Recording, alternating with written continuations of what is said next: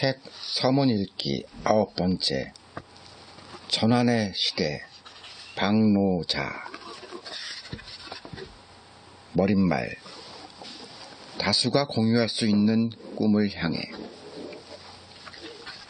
그동안 발표한 글들을 묶어 책을 펴나기 위해 편집 작업을 하고 있는 2018년 여름. 내 거주지인 노르웨이는 유달리 화창하다. 며칠간 한국 날씨를 방불케 하는 30도 안팎의 폭염까지 이어졌다. 날씨만 화창한 것도 아니다.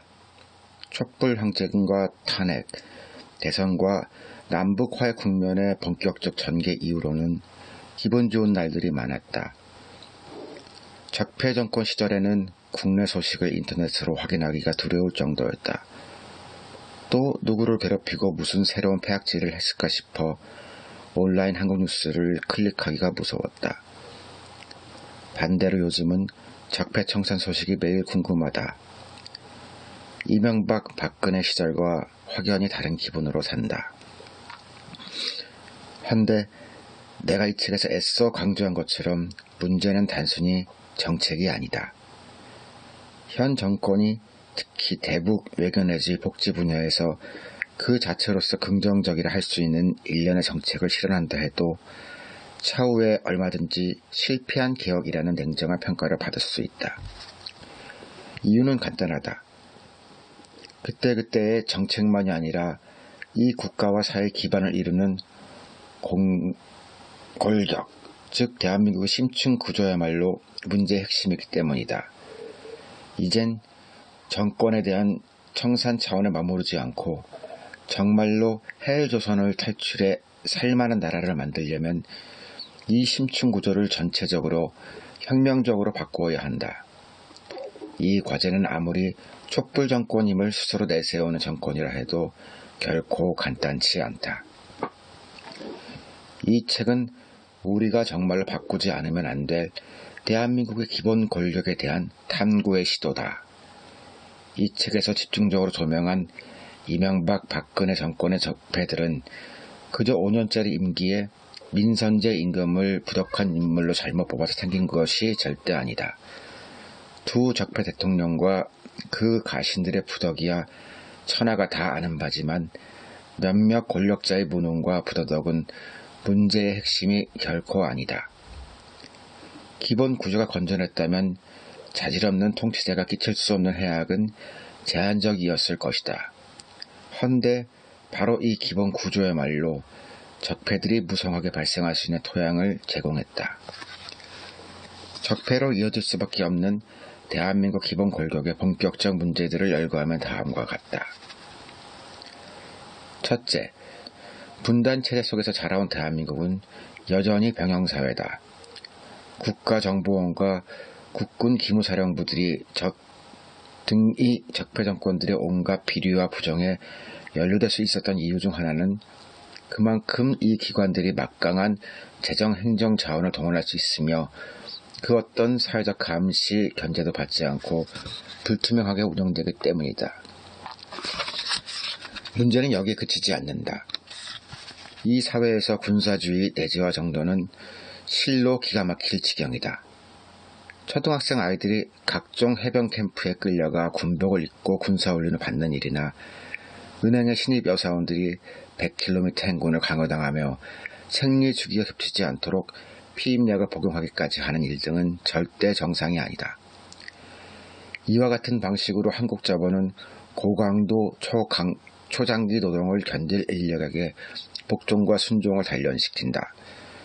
대북 관계가 화해 모드로 바뀌어 경제협력과 평화공존이 이루어져도 아마 한국 자본은 이와 같은 병영사회 폐습들을 유지시키고자 힘쓸 것이다. 과연 어린 시절부터 무비판적인 지시에 대한 복종에 익숙해져야 하는 사람들이 행복한 삶을 살 수 있을까? 둘째, 초군사화된 사회는 동시에 여성 혐오 사회다. 물론 군사화만이 여혐을 낳은 것도 아니다. 군사화가 한국 총자본의 요구와 맞물려 있듯이 여혐도 자본의 논리와 결탁한다.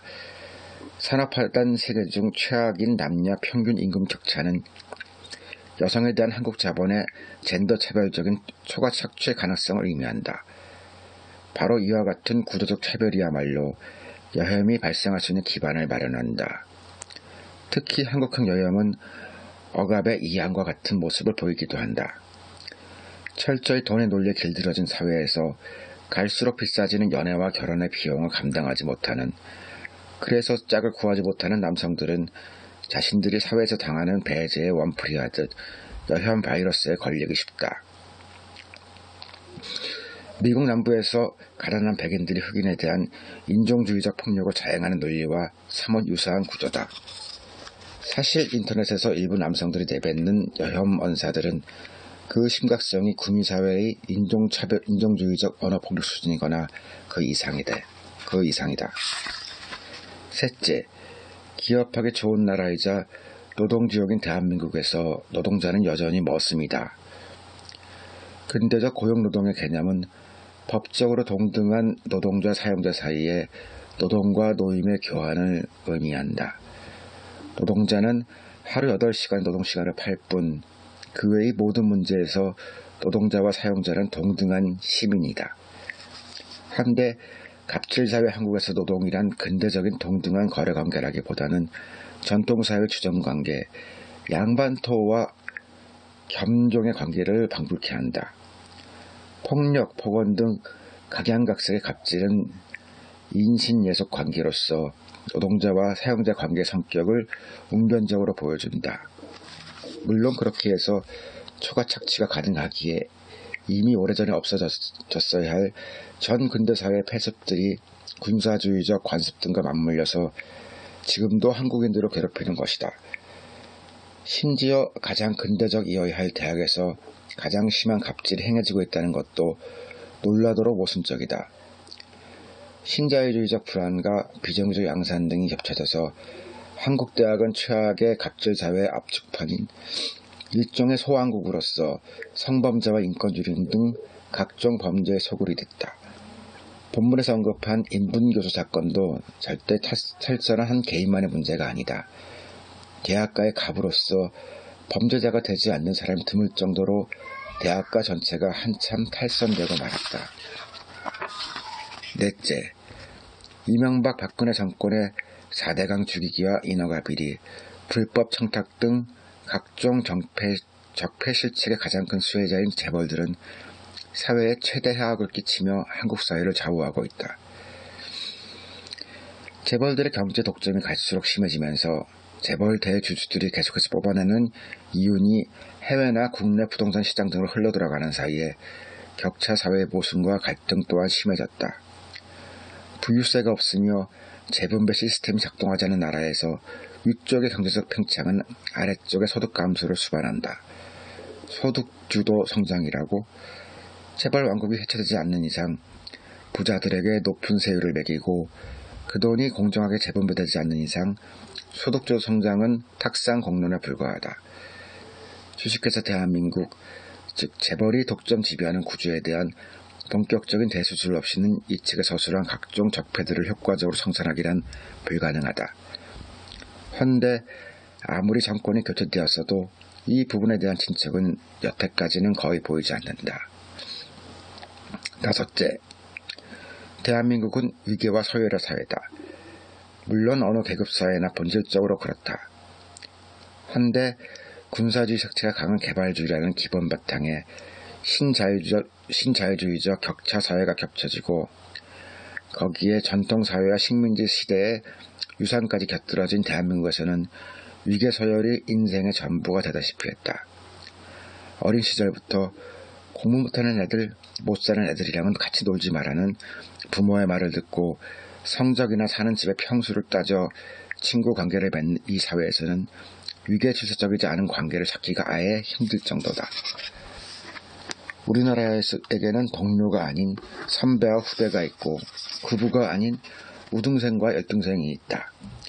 은행장고, 아파트 평수, 전통사회 한문과 식민지 시대 일본어를 대체한 영어 구사력, 그리고 성별, 나이, 지위, 이렇듯 여러 차원에서 온 나라가 줄을 세우고 있다. 한국인들 사이에서만 그런가? 타자에 대한 시각 역시 철저히 차별적이다.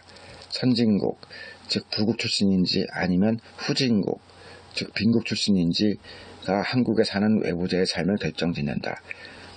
재미교포와 재증교포에 대한 태도를 비교해보면 쉽게 알 수 있듯이 해외 교민, 동포에 대한 위계질서적 차별도 마찬가지다.